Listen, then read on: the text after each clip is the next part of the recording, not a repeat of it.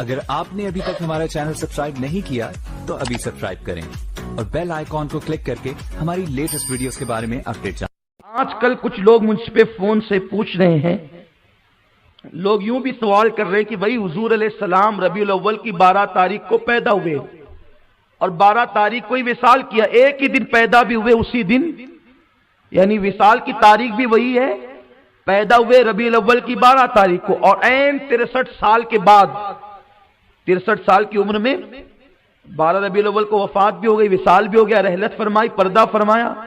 हम हुजूर की मिलाद का जश्न मनाते हैं, वफात का गम क्यों नहीं मनाते? मैं इस पर भी हदीस पेश करूंगा, सुनोगे? उसको दिल में बसाओ। इस पर भी हदीस है हमारे पास कि जिस दिन विलादत हो उसी दिन वफात भी हो, तो वफात न मनाओ, विलादत मनाओ। इस पे हदीस है, हदीस सियाह सित्ता में है। सियाह सित्ता किसको कहते हैं? वो जो 6 किताबें ना, बुखारी, मुस्लिम, तिरमिजी, इब्ने माजा, अबू दाऊद, निसाई, ये जो किताबें हैं इनसे सियाह सित्ता कहते हैं। इस पर सब लोग इत्तेफाक करते हैं। उसमें हदीस है, मेरे आका अलैहिस्सलाम ने फरमाया जुमा ईदुल मोमिनीन है। आका ने क्या फरमाया? मेरी बात समझ में आ रही है आपकी? क्या फरमाया? जुमा ईदुल मोमिनीन है। ईद का दिन मतलब खुशी का दिन। कौन सा दिन? बोलो भाई, बोलो यार, मैं कभी बुलवाता नहीं हूं लेकिन आज बोल दो ना। ईद का दिन मतलब खुशी का दिन है ना? इस पे मुत्तफिक क्या? बोलो है कि नहीं? है ना? ईदुल मोमिनीन है। कौन सा दिन? या रसूल अल्लाह, ईदुल मोमिनीन क्यों है जुमा का दिन? तो हुजूर ने 2 बातें बताई खास तौर पे, और भी बताई लेकिन खास। कौन सी बात? 2।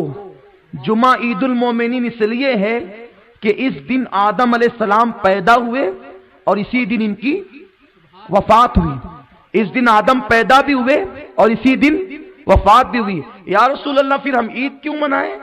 आदम की वफात पे मातम क्यों ना करें? उसी दिन वफात भी है, उसी दिन मिलाद भी है, तो आका कह रहे हैं उस दिन ईद का दिन मनाओ। अब जो हमसे कहते हैं कि नबी की पैदाइश भी 12 रबीउल अव्वल को हुई और विसाल भी 12 रबीउल अव्वल को हुआ, तो तुम वफात का गम क्यों नहीं करते? ये हमसे ना पूछो, ये रसूलुल्लाह से पूछो कि आपने आदम की वफात के दिन ईद का दिन क्यों कहा?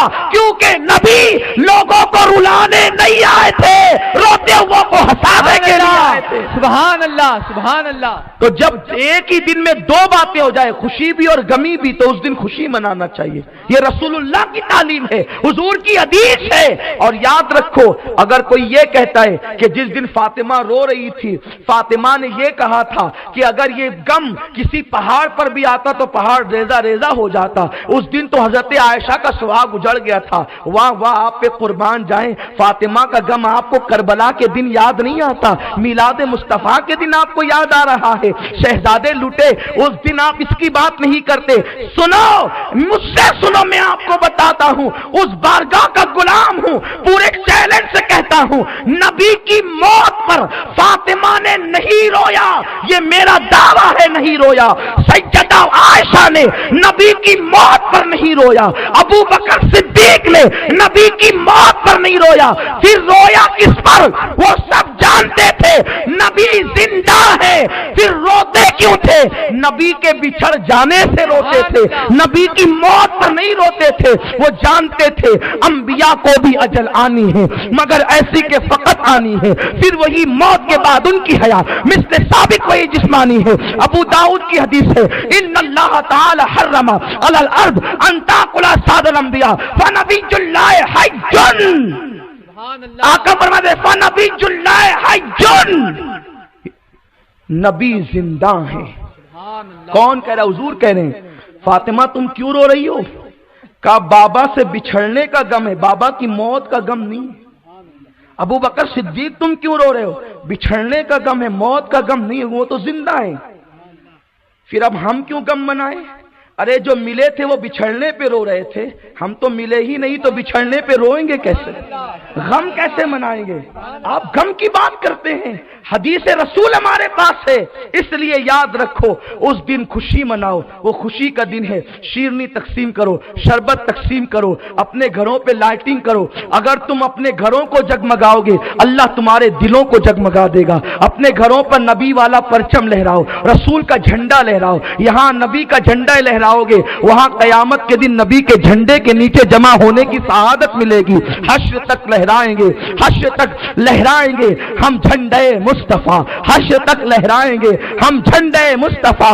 मिस्ल फारस नज्द के किले गिराते जाएंगे, खाक हो जाए अदू जलकर मगर हम तो रजा। दम में जब तक दम है जिक्र उनका सुनाते जाएंगे। परचम लहराओ और बता दो, कहने की जरूरत नहीं, तो जिस पार्टी का होता है उसके घर पे उस पार्टी का झंडा लगा होता है। तुम मोहम्मद की पार्टी के हो, मुस्तफा जाने रहमत की पार्टी के हो, तुम्हारे घर पे नबी का झंडा होना चाहिए। कोई मना करता है तो न मानो।